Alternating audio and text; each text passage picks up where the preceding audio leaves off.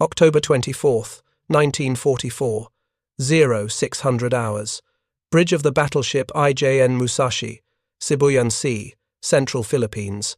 Vice Admiral Takeo Kurita stood before the navigation table, watching dawn break over waters that should have been empty. His hand rested on the polished brass rail, fingers drumming a rhythm that betrayed the certainty in his voice. The Americans do not expect us here. Their carriers are hunting phantoms to the north. By nightfall, we will be among their transports at Leyte Gulf. Around him, the largest concentration of battleship firepower ever assembled for a single operation steamed in formation. 7 battleships, including the super battleships Yamato and Musashi, 11 heavy cruisers, 2 light cruisers, 19 destroyers. This was the center force, the hammer that would crush General MacArthur's return to the Philippines. The mathematics seemed overwhelming. Against Kurita's 23-inch main guns aboard Yamato and Musashi, against the 18 16-inch guns of Nagato and Congo. If you're enjoying this deep dive into the story, hit the subscribe button and let us know in the comments from where in the world you are watching from today. Against the combined broadside weight of over 200,000 pounds of steel, the Americans had only the thin hulls of escort carriers and destroyers protecting the invasion beaches. What Kurita did not know, what no Japanese admiral yet understood, despite 3 years of evidence, was that the age when battleships determined naval supremacy had ended. The massive vessels steaming through the Sibuyan Sea that morning represented not the future of naval warfare, but its past. Within 12 hours, American carrier aircraft would prove this truth in the most brutal demonstration of air power versus surface ships the world had ever witnessed. The plan, called Shogo, Victory Operation, represented Japan's last desperate gamble to prevent the American reconquest of the Philippines. Admiral Soemu Toyoda, Commander-in-Chief of the combined fleet, had conceived an operation of stunning complexity and enormous risk. 3 separate Japanese naval forces would converge on Leyte Gulf from different directions, catching the American invasion fleet in a coordinated attack that would destroy it completely. The northern force, under Vice Admiral Jisaburo Ozawa, consisted of 4 aircraft carriers with only 116 aircraft among them. These carriers were bait, deliberately exposed to lure Admiral William Halsey's powerful Third Fleet north, away from Leyte Gulf. The carriers were nearly empty because Japan no longer had trained pilots to fill them. Ozawa understood his mission was essentially suicide, drawing away American strength so the battleships could accomplish their work. The southern force under Vice Admiral Shoji Nishimura consisted of 2 battleships, 1 heavy cruiser, and 4 destroyers. They would approach Leyte Gulf through Surigao Strait from the south, timing their arrival for dawn on October 25th. The center force, Kurita's command, represented Japan's main striking power, 23 warships mounting more heavy guns than any battle line in history. They would transit the Sibuyan Sea, pass through San Bernardino Strait during the night, and fall upon the American transports and escort carriers at dawn from the north. Simultaneously with Nishimura's southern attack, the plan assumed American carriers would be drawn away by the northern decoy force. It assumed Kurita's powerful surface force could transit the Sibuyan Sea without catastrophic loss. It assumed coordination across hundreds of miles without reliable communications. It assumed the Americans would not read Japanese intentions. Every assumption was fatally flawed. Lieutenant Commander Toshihiko Odagiri, operations officer aboard the heavy cruiser Atago, later described the atmosphere before the battle. "We knew this was the decisive engagement. After Leyte, there would be no fleet left to fight with." The officers spoke confidently, but in private conversations, many admitted doubt. How could battleships reach the landing beaches when American aircraft controlled the sky? But orders were orders, and Japanese naval officers did not question orders. The strategic context in October 1944 made Shogo both necessary and hopeless. American forces had recaptured the Marianas in June and July, placing B-29 bombers within range of the Japanese home islands. The American submarine campaign had strangled Japanese oil imports from the Dutch East Indies. Fuel shortages had become so critical that the combined fleet had relocated to Singapore and Brunei to be near oil sources. The loss of the Philippines would complete the isolation of Japan from its southern resource areas.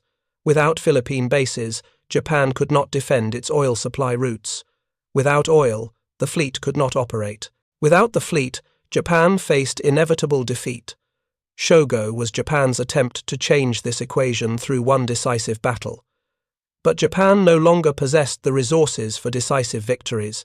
American industrial production had reached levels Japanese planners found literally incredible. In 1944 alone, American shipyards launched 8 large fleet carriers, 9 light carriers, 56 escort carriers, 8 battleships, 13 heavy cruisers, 11 light cruisers, and over 200 destroyers. Japan launched 1 fleet carrier, 3 escort carriers, no battleships, and fewer than 40 destroyers that year. More critically, Japan had lost most of its trained naval aviators. The carrier battles of 1942 and 1943 had consumed the elite pilots who had struck Pearl Harbor. The grinding attrition of the Solomon Islands campaign had destroyed their replacements. At the Battle of the Sibuyan Sea in June 1944, Japan had lost over 400 aircraft and most of their remaining experienced pilots in what American pilots called the Great Marianas Turkey Shoot. By October 1944, Japanese naval aviation was a hollow shell. The 4 carriers of the Northern Force had aircraft aboard, but most pilots had fewer than 100 flight hours. Many had never landed on a carrier at night. They were adequate for the decoy mission, but could not have engaged American carrier aircraft with any hope of success.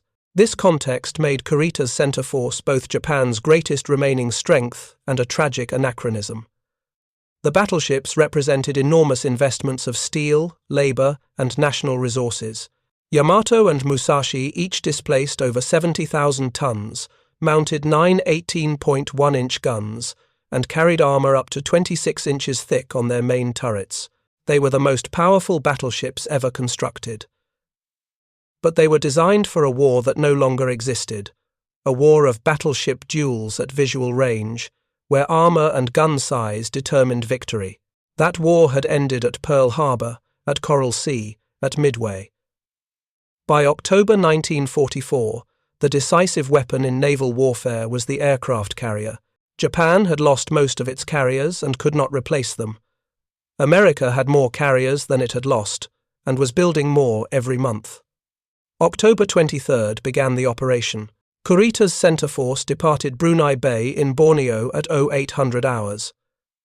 The fleet steamed northeast through the Palawan Passage, heading for the Sibuyan Sea and San Bernardino Strait. Kurita had requested air cover from land-based aircraft in the Philippines. Admiral Fukudome, commanding the 2nd Air Fleet, had promised support, but could deliver little. Most of his aircraft had already been destroyed in preliminary American raids. Those that remained were hoarded for kamikaze missions against carriers. At 0530 on October 23rd, the American submarines USS Data and USS Dace, positioned along the Palawan Passage based on intelligence intercepts, detected Kurita's fleet. Both submarines maneuvered into attack position.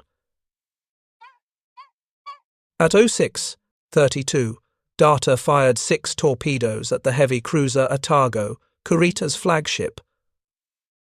4 torpedoes hit. Otago began sinking immediately.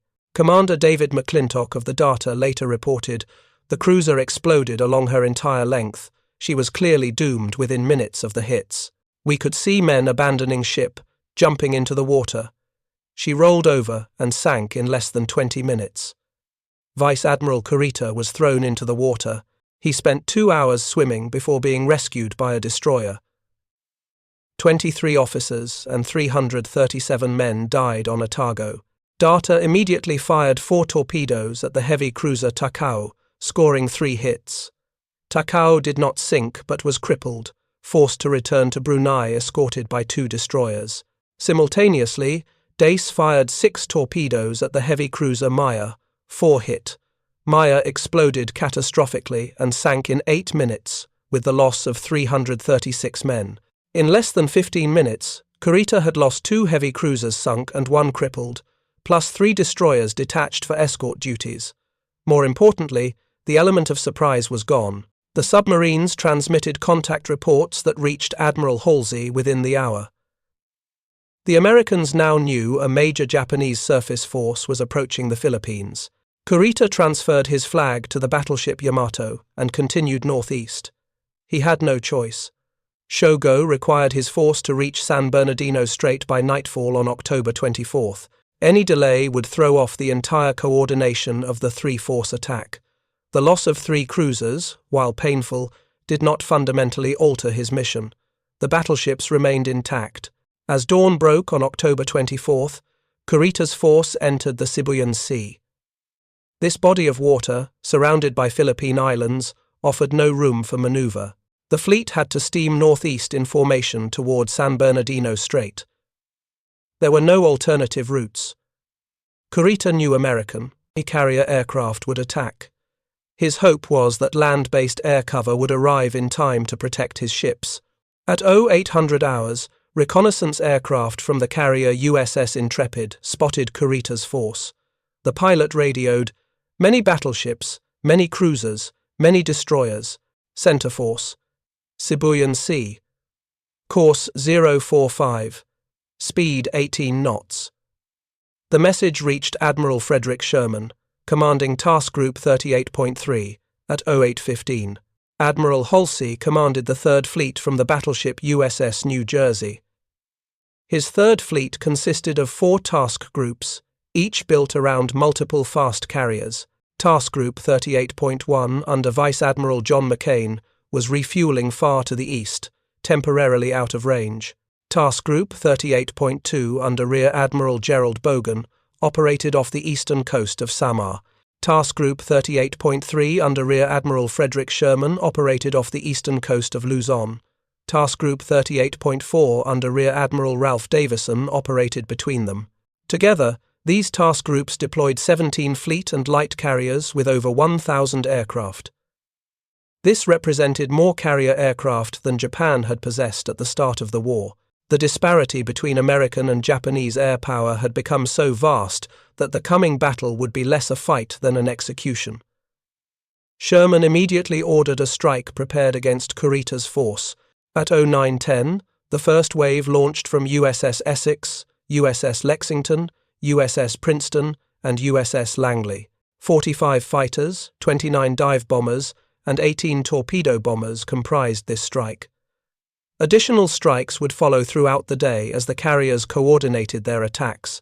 Aboard Musashi, Captain Toshihei Inaguchi watched the radar screens as American aircraft approached. Musashi had been designed to withstand unprecedented punishment. Her main armor belt was 16 inches thick, angled at 20 degrees. Her deck armor ranged from 8 to 9 inches over vital spaces. Her anti-torpedo system consisted of multiple longitudinal bulkheads designed to absorb and contain underwater explosions. She carried 130 anti-aircraft guns of various calibers. All of this protection was about to be tested beyond any design specification. The Japanese had built Musashi and Yamato to engage enemy battleships. They had not designed them to survive concentrated attack by hundreds of aircraft dropping torpedoes and heavy bombs in coordinated waves over many hours. At 10:27, the first American aircraft arrived over Kurita's force. The attack began with a coordination that would have been impossible earlier in the war. American carrier aircraft now had years of combat experience. Pilots had developed doctrine through trial and error, learning what worked against Japanese ships.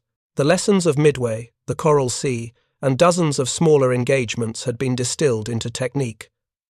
Fighters swept ahead, strafing anti-aircraft positions to suppress defensive fire. Dive bombers attacked from high altitude, forcing ships into evasive turns. Torpedo bombers divided into groups, attacking from multiple bearings simultaneously, preventing ships from combing torpedo tracks effectively. The attacks were methodical, professional, and overwhelming. The first torpedo struck Musashi on her port bow at 10:32. The explosion sent a column of water higher than the ship's mast. Damage control parties rushed forward. The flooding was contained, but Musashi's bow began settling. A second torpedo hit amidships on the port side at 10:34, then a third on the starboard side at 10:37. Commander Kenkichi Kato, Musashi's damage control officer, later described the situation. Each torpedo created flooding in multiple compartments. We would seal one area, but the shockwave from the next hit would spring seams we had just secured. The ship was designed to withstand 3, perhaps 4 torpedo hits. We were taking far more than that. At 10:45, a 1,000-pound bomb struck Musashi's upper deck, penetrating through to the crew quarters below. The explosion killed 70 men instantly and started fires that proved difficult to control. A second bomb hit near the forward main turret, failing to penetrate the armor but killing exposed anti-aircraft crews. The first wave withdrew at 10:55. Damage assessment teams reported to Captain Inaguchi. Musashi had been hit by at least 4 torpedoes and 2 bombs. Flooding was significant but controlled. Speed had been reduced from 22 to 18 knots. Anti-aircraft armament was reduced by approximately 20%. The ship remained combat effective, but every man aboard understood the attacks would continue. Admiral Kurita faced an impossible decision. He could continue toward San Bernardino Strait, accepting that his ships would endure hours more of air attacks. Or he could turn back, abandoning Shogo, and accepting that Japan would lose the Philippines without a decisive battle. At 1100 hours, Kurita chose to continue. His orders were explicit: reach San Bernardino Strait, attack the landing forces at Leyte Gulf, destroy the American invasion fleet. Everything else was secondary to this mission. The second American strike arrived at 12:07. This wave consisted of 68 aircraft from Task Group 38.2, launched from USS Intrepid, USS Cabot, and USS Independence. The attacks focused on Musashi and the battleship Yamato, the 2 largest targets. Between 12:07 and 12:35, Musashi was struck by 4 more torpedoes and 3 bombs. One bomb penetrated through multiple decks before exploding deep within the ship, starting uncontrollable fires in a machinery space. 2 torpedoes hit simultaneously on the port side, overwhelming the anti-torpedo system's capacity to contain. Flooding, attacked with equal intensity, proved slightly more fortunate or perhaps more skillfully handled. Her captain, Rear Admiral Nobue Morishita, maneuvered with exceptional skill, combing torpedo tracks and turning into dive bomber attacks to minimize target profile. Yamato was hit by 2 bombs, both causing only superficial damage to her massive armor. She suffered no torpedo hits during this attack. The heavy cruiser Myoko took a torpedo hit that flooded her steering room. Unable to steer, Myoko was forced to withdraw from the formation, escorted by a destroyer. Kurita's force was now reduced by 1 more heavy cruiser, leaving his screening force critically weak. At 12:40, Kurita ordered the fleet to reverse course temporarily, heading southwest away from the American strikes. This decision remains controversial. Kurita later claimed he needed to regroup his scattered formation and provide better coordination for air defense. Critics argued the temporary retreat wasted precious time and signaled weakness that encouraged more American attacks. The course reversal confused both Japanese and American commanders.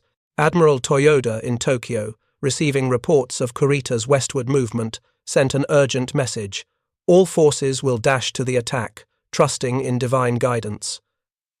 The implication was clear: continue the mission regardless of cost. Kurita reversed course again at 13:30, heading back towards San Bernardino Strait. The third American strike arrived at 13:31, just as Kurita resumed his eastward course. This wave consisted of 65 aircraft from Task Group 38.4, launched from USS Enterprise, USS Franklin, and USS San Jacinto. The attacks demonstrated increasing sophistication as American pilots learned from each previous strike. Torpedo bombers now attacked exclusively from the port side of Musashi, concentrating damage to accelerate flooding and induce a list that would make damage control possible. This tactic, proven at Midway against the carriers and refined through 3 years of Pacific combat, exploited a fundamental weakness in all warship design. Ships could counter-flood to correct a list, but only if they had time and undamaged pumping systems. Concentrated attacks on one side overwhelmed both. Between 13:31 and 14:15, Musashi absorbed 5 more torpedoes, all on the port side, and 2 additional bombs. The cumulative damage had exceeded any conceivable design limits. Flooding extended through dozens of compartments. The port list increased to 10 degrees, then 15 degrees. If you find this story engaging, please take a moment to subscribe and enable notifications. It helps us continue producing in-depth content like this.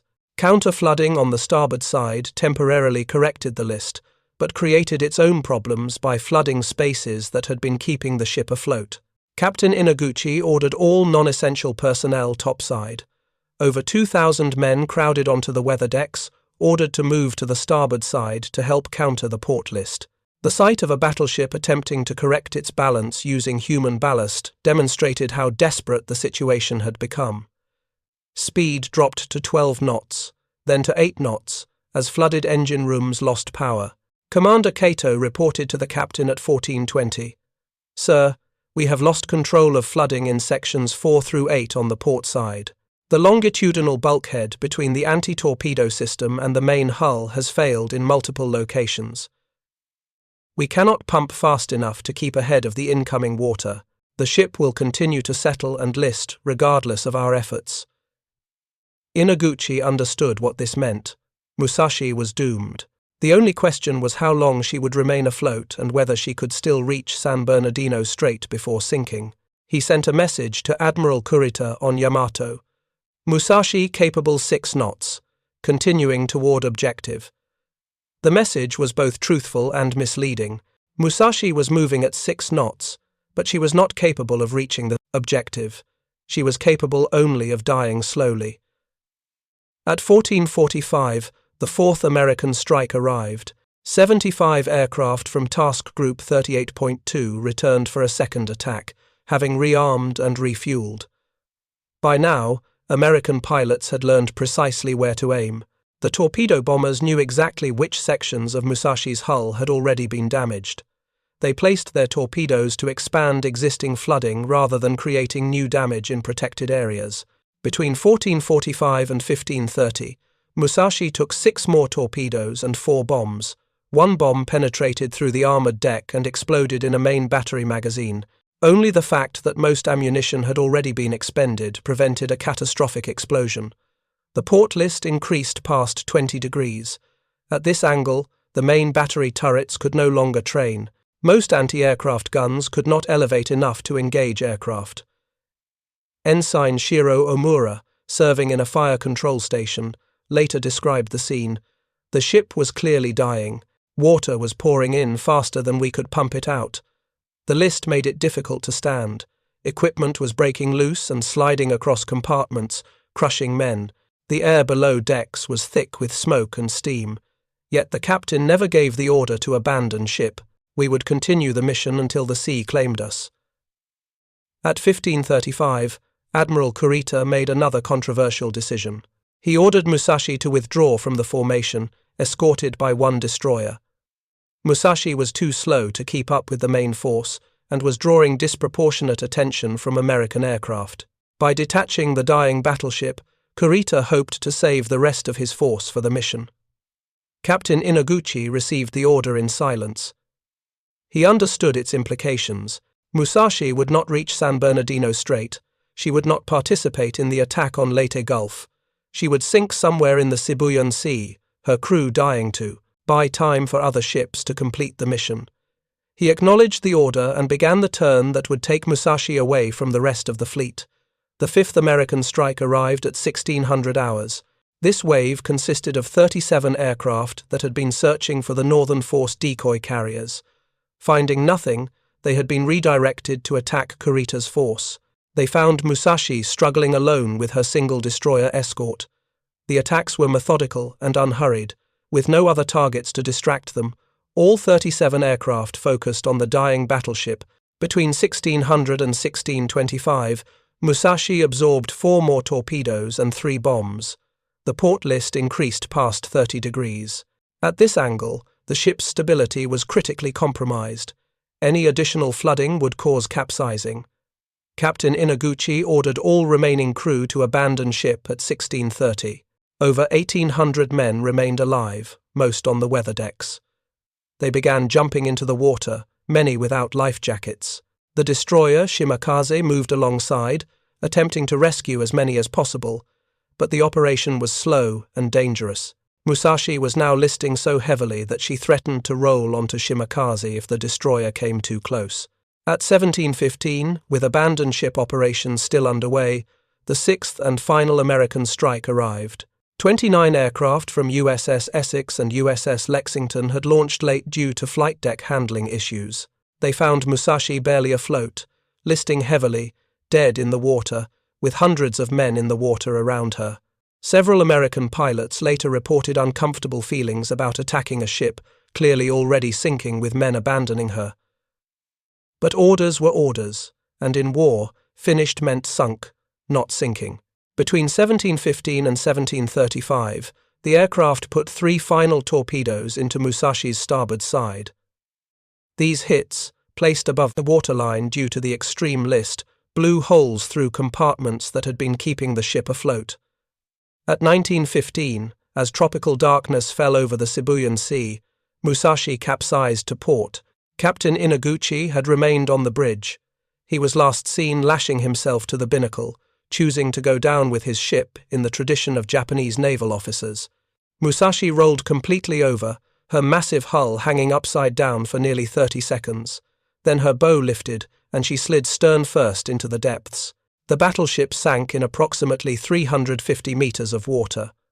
Of her crew of 2,399 officers and men, 1,023 died. The majority drowned, trapped in compartments below decks when the ship capsized. Others died of injuries sustained during the attacks. Some died in the water from exposure, exhaustion, or shark attack before rescue could arrive. The destroyer Shimakaze rescued 1,376 survivors. The destruction of Musashi consumed American naval aviation for an entire day. Over 250 aircraft participated in the 6 strikes. They had attacked continuously from 10:27 in the morning until 17:35 in the evening. The total number of hits on Musashi was estimated at 19 to 21 torpedoes and 17 to 19 bombs, though exact figures remain disputed due to conflicting damage reports and the chaos of battle. American losses in sinking Musashi were remarkably light. 18 aircraft were shot down or damaged beyond recovery. 29 airmen were killed or missing. This disparity, 1 battleship and 1,000 dead exchanged for 18 aircraft and 29 men, demonstrated the fundamental imbalance between surface ships and carrier aircraft in modern naval warfare. But Musashi's sacrifice had accomplished something, though whether it was worth 1,000 lives remained debatable. The repeated attacks on the giant battleship had consumed American air power for hours, preventing strikes on other Japanese ships. Kurita's remaining force, while damaged and reduced, continued toward San Bernardino Strait. The battleships Yamato, Nagato, Kongo, and Haruna remained operational. The mission could still proceed. While Musashi died in the Sibuyan Sea, the other elements of Shogo were unfolding according to plan, though with modifications born of desperation. Vice Admiral Ozawa's northern force had successfully drawn Admiral Halsey's attention. American reconnaissance aircraft had spotted the Japanese carriers northeast of Luzon. Halsey, believing these carriers represented the main threat and eager to engage them in decisive battle, had ordered his entire Third Fleet north, leaving San Bernardino Strait unguarded. This decision remains one of the most controversial in American naval history. Halsey had been given contradictory instructions. Admiral Nimitz had ordered him to support the Leyte landings and protect the invasion force, but Nimitz had also emphasized that the destruction of enemy naval forces was the primary objective. When faced with a choice between protecting the transports and destroying the Japanese carriers, Halsey chose the offensive option. At 2000 hours on October 24th, as Musashi's survivors struggled in the dark water, Kurita's battered center force approached San Bernardino Strait. Admiral Kurita had lost 3 heavy cruisers and the battleship Musashi. His remaining ships had suffered damage. Many had casualties. All had expended enormous quantities of anti-aircraft ammunition. The crews were exhausted from a day of continuous combat. but Kurita's force still comprised 4 battleships, 6 heavy cruisers, 2 light cruisers, and 11 destroyers. More importantly, San Bernardino Strait was undefended. The American forces that should have been guarding this approach had followed Halsey north. Kurita could transit the strait during darkness and fall upon the American escort carriers and transports at dawn from the north, exactly as planned. Yet Kurita hesitated. Intelligence reports claimed he faced strong American defenses in San Bernardino Strait. Radio intercepts suggested American battleships were waiting. The day's air attacks had demonstrated overwhelming American air superiority. Kurita sent a message to Admiral Toyoda seeking guidance. Should he continue the attack or withdraw? Toyoda's response was unambiguous. All forces will dash to the attack. There would be no withdrawal, no reconsideration, no alternative plan. The mission remained unchanged. Destroy the American landing forces at Leyte Gulf, regardless of cost. At 21:30, Kurita ordered his fleet into San Bernardino Strait. The passage through the narrow waters was conducted in darkness without lights, navigating by radar and moonlight. No American forces opposed them. By 0100 hours on October 25th, Kurita's force had successfully transited the strait and entered the Sibuyan Sea. Simultaneously, Vice Admiral Nishimura's southern force approached Surigao Strait from the south. This force consisted of the battleships Yamashiro and Fuso, the heavy cruiser Mogami, and 4 destroyers. Unlike Kurita, Nishimura would not find undefended waters. Rear Admiral Jesse Oldendorf had positioned his 7th Fleet battle line across the northern exit of Surigao Strait in a classic crossing of the T formation. At 0200 hours, American PT boats made initial contact with Nishimura's force. The small patrol torpedo boats launched attacks that inflicted no damage but alerted Oldendorf to the Japanese approach.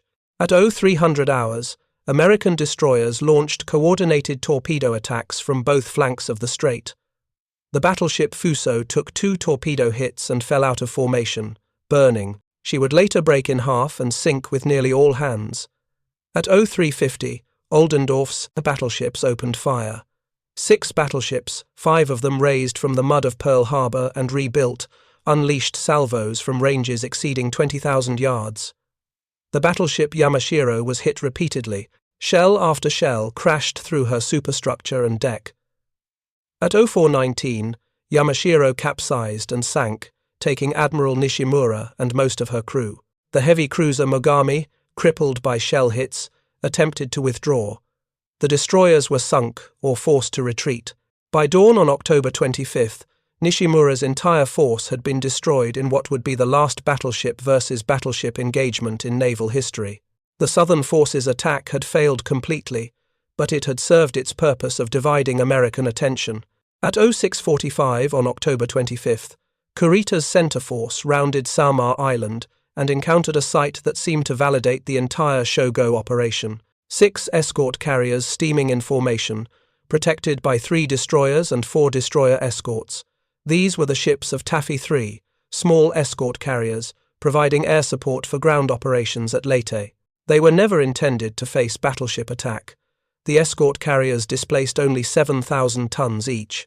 They carried 28 aircraft designed for anti-submarine patrol and ground support, not naval combat. Their maximum speed was 17 knots. Their armament consisted of a single 5-inch gun. Against Kurita's battleships, they were absurdly outmatched. The 18-inch guns of Yamato could destroy an escort carrier with a single hit from ranges where the carrier could not reply. At 0659, lookouts aboard the escort carrier USS Fanshawe Bay spotted what appeared to be an entire Japanese fleet bearing down from the north. Rear Admiral Clifton Sprague, commanding Taffy 3, initially refused to believe the reports. Japanese battleships were impossible. Halsey had taken the Japanese fleet north, but the pagoda-style masts visible on the horizon were unmistakable. Those were Japanese battleships, and they were 20 miles away and closing. What followed was one of the most extraordinary naval actions in history. The escort carriers, hopelessly outgunned, ran south at maximum speed while launching every available aircraft. The destroyers and destroyer escorts, without orders, charged directly at the Japanese battleships in what should have been suicidal attacks. Their mission was simple: buy time for the carriers to escape. The destroyer USS Johnston, commanded by Commander Ernest Evans, charged directly at the Japanese heavy cruiser column at 0700 hours. At a range of less than 10,000 yards, virtually point-blank range for a naval engagement, Johnston fired all 10 of her torpedoes at the cruiser Kumano, scoring multiple hits that crippled the Japanese ship. Johnston then engaged the battleship Congo with her 5-inch guns, rounds that could not possibly penetrate battleship armor but forced Congo to maneuver. The destroyer USS Hoel and the destroyer escort USS Samuel B. Roberts followed Johnston into battle. These tiny ships, designed for submarine escort duty, engaged the most powerful battleship force ever assembled. The disparity was staggering. Yamato alone displaced more than all 7 American ships combined. Yet the American destroyers pressed their attacks with such ferocity that they disrupted the entire Japanese formation. Aboard Yamato, Admiral Kurita faced a situation that contradicted everything his lookouts reported. The small American ships were charging directly at him, firing torpedoes, laying smoke screens, and maneuvering with desperate courage. The radio intercept suggested these were fleet carriers, not escort carriers. The aggressive American tactics seemed more consistent with a powerful surface action group than a fleeing transport escort. Kurita, traumatized by the previous day's air attacks, and believing he faced stronger opposition than actually existed, made a series of decisions that would snatch defeat from the jaws of victory. Instead of maintaining formation and steaming directly for the escort carriers, he ordered a general attack. This command dissolved the coordinated battle line into individual ship actions, allowing the faster Japanese ships to race ahead while the slower battleships fell behind. Between 0700 and 0930, the battle devolved into chaos. American aircraft from the escort carriers attacked with whatever weapons they carried. Torpedo bombers that had expended their torpedoes made dry runs to distract Japanese gun crews. Fighters strafed battleship superstructures with machine guns that could not penetrate armor but killed exposed personnel. Some aircraft simply flew at Japanese ships without weapons, forcing evasive maneuvers. The destroyer Johnston was hit repeatedly by Japanese heavy cruiser fire. Shells destroyed her bridge, killing many officers. Commander Evans, wounded and with his uniform blown off, continued commanding from the fantail using a sound-powered telephone. Johnston absorbed over 40 shell hits before sinking at 0945. 186 of her crew died, but her sacrifice had bought precious time. The destroyer Hoel sank at 0855 after absorbing more than 40 hits from Japanese battleships and cruisers. The destroyer escort Samuel B. Roberts sank at 0905, her crew having fought with such ferocity that Japanese commanders believed they were engaging a heavy cruiser. The escort carrier USS Gambier Bay, slowest of the American carriers, was overtaken by Japanese heavy cruisers at 0850 and pounded to wreckage. She sank at 0907 with heavy loss of life, yet somehow, despite overwhelming firepower advantage, despite achieving tactical surprise, despite facing the weakest possible American opposition, Kurita's force failed to destroy the rest of Taffy. 3. At 0911, just as his heavy cruisers were closing for the kill on the remaining escort carriers, Kurita ordered his entire force to break off the attack and withdraw north. The reasons for this decision remain disputed. Kurita later claimed he believed he was facing fleet carriers supported by battleships, and that continuing the attack would expose his force to coordinated counterattack. He feared submarine attack in the restricted waters. He had received reports, later proven false, of American carriers approaching from the south. Most critically, he had lost confidence that his force could accomplish the mission without sustaining losses that would prevent withdrawal. Whatever the reasons, at 0923, Kurita's force turned away from the most vulnerable collection of American ships it would ever encounter. The escort carriers of Taffy 3, having survived 2.5 hours of battleship attack through extraordinary courage and desperate improvisation, escaped. Kurita withdrew through San Bernardino Strait that evening, having failed to reach the American transports at Leyte Gulf, despite possessing the firepower to destroy them. The Battle of Leyte Gulf, the largest naval engagement in history, ended with contradictory results. Japan had failed to prevent the American reconquest of the Philippines. The combined fleet had been shattered, losing 1 fleet carrier, 3 light carriers, 3 battleships, 10 cruisers, and 9 destroyers. Over 10,000 Japanese sailors died. The fleet would never again sortie in force. Yet America's victory came with troubling questions. How had Kurita's battleships reached Samar undetected? Why had Halsey taken his entire fleet north, leaving San Bernardino Strait unguarded? How had the weakest American force, Taffy III, survived against overwhelming Japanese power? The answers involved controversial command decisions, intelligence failures, and the courage of sailors and aviators who refused to accept inevitable defeat. For the battleship as a weapon system, Leyte Gulf provided a final, definitive verdict. The Japanese had committed 12 battleships to the operation. 4 had been sunk or crippled by air attack before firing their main guns at enemy ships. The remainder had failed to accomplish their mission despite facing minimal opposition. The age of the battleship, which had dominated naval thinking for centuries, ended not with a climactic duel between gun-armed behemoths, but with aircraft swarming like wolves around steel giants that could not defend themselves. Musashi's wreck was discovered in March 2015 by a civilian exploration team led by Paul Allen, co-founder of Microsoft.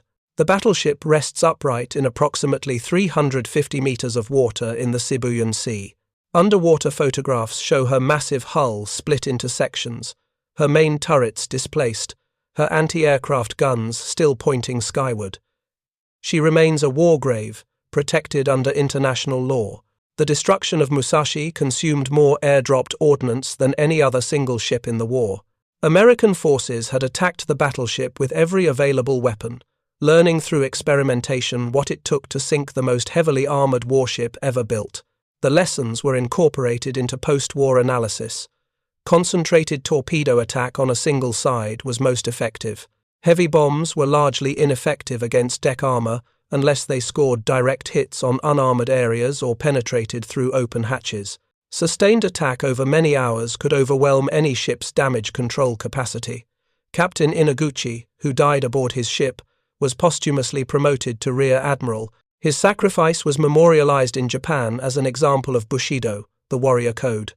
Yet the sacrifice accomplished nothing measurable. Musashi did not prevent American aircraft from attacking other Japanese ships. She did not delay the American advance. Inflict significant American casualties. She died buying time for a mission that would fail regardless. Lieutenant Commander Kenkichi Kato, the damage control officer who survived Musashi's sinking, spent years after the war analyzing why the ship had proven vulnerable. His conclusion was both technical and philosophical. We designed Musashi to fight enemy battleships in daylight surface action at visual range. We armored her against shells and protected her machinery against underwater damage from a limited number of torpedoes. We gave her powerful guns that could destroy any enemy ship, but we did not design her to survive concentrated air attacks sustained over many hours. No battleship could survive that. The ship was obsolete before she was completed. We simply did not want to acknowledge it. The strategic implications of Leyte Gulf extended far beyond the immediate tactical outcomes. Japan had gambled its remaining naval power on one decisive battle and lost catastrophically.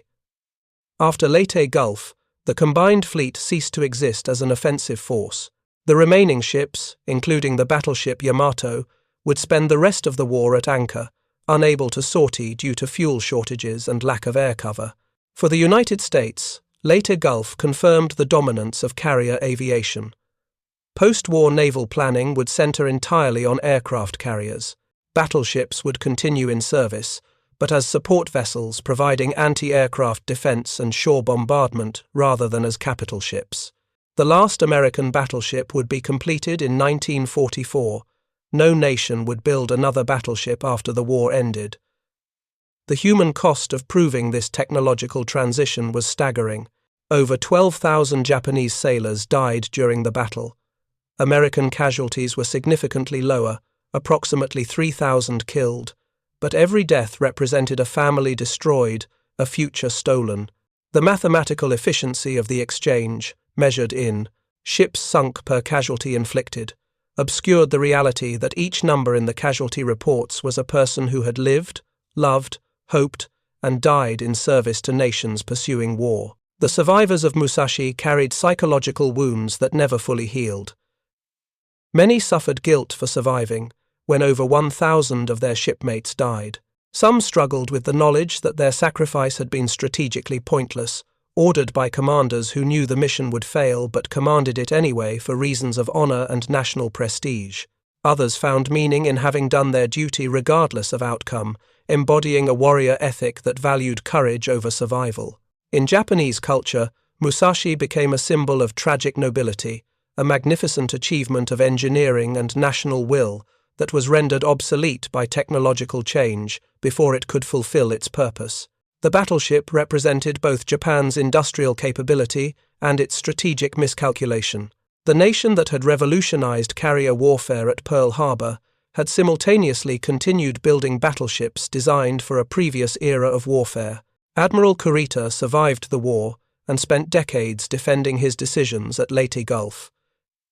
His testimony before post-war investigations reveals a man tormented by might-have-beens. If he had pressed the attack at Samar for 30 more minutes, he might have destroyed the American escort carriers. If he had disregarded the false intelligence about American battleships, he might have reached Leyte Gulf. If he had maintained formation instead of ordering a general attack, his battleships might have inflicted catastrophic damage. But all the might-have-beens ignored the fundamental reality. By October 1944, Japan lacked the resources, the trained personnel, and the strategic position to win battles through superior tactics alone. American industrial production, intelligence superiority, and technological advantage had created an imbalance that no amount of courage or tactical skill could overcome. Shogo was not defeated by better American tactics. It was defeated by mathematics. The Battle of Leyte Gulf marked the end of Japan's ability to conduct major naval operations. After October 25, 1944, the Imperial Japanese Navy was reduced to kamikaze attacks, suicide submarines, and coastal defense.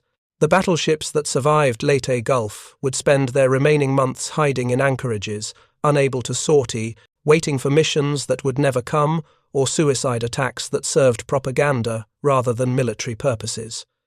For American naval aviation, Leyte Gulf represented both triumph and warning. The triumph was clear. Carrier aircraft had proven they could destroy any surface target regardless of armor or firepower. The warning was more subtle.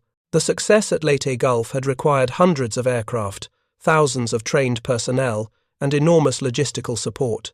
Carrier operations consumed ammunition, fuel, and spare parts at rates that strained even American industrial capacity. The victory was total, but it was also expensive and complex, requiring systems and infrastructure that only the world's greatest industrial power could sustain.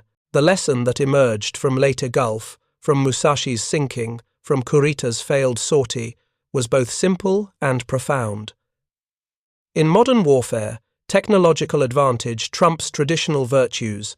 Courage, training, discipline, and tactical skill remained important, but they could not overcome fundamental disparities in industrial production, intelligence capabilities, and weapons technology. The war Japan entered in 1941 was a war it could not win given the industrial and technological realities of 1944. Today, October 24th is remembered in naval history as the day that proved battleships could not survive in an environment dominated by carrier aircraft. The Japanese sent their most powerful surface fleet, including the two largest battleships ever built, into waters controlled by American carriers. One battleship was sunk before accomplishing anything. The others failed their mission despite reaching their objective. The mathematics were inescapable. Japanese admirals had boasted that Yamato and Musashi were unsinkable, that their armor could withstand any attack, that their guns made them invincible in surface combat.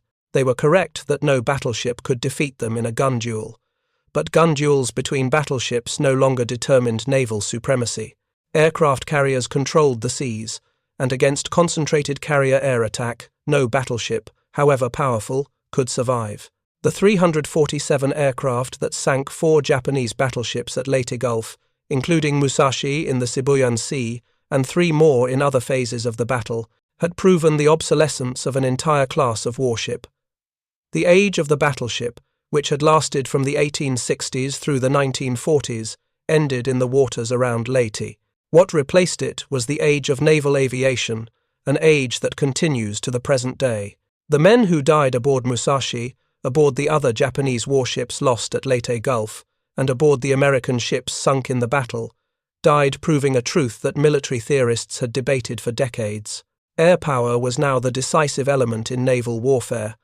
The lesson had been taught at Pearl Harbor, demonstrated at Coral Sea, confirmed at Midway, and definitively proven at Leyte Gulf. By October 1944, the proof was written in thousands of tons of sunken steel resting on the Pacific floor. Thank you for watching. For more detailed historical breakdowns, check out the other videos on your screen now, and don't forget to subscribe.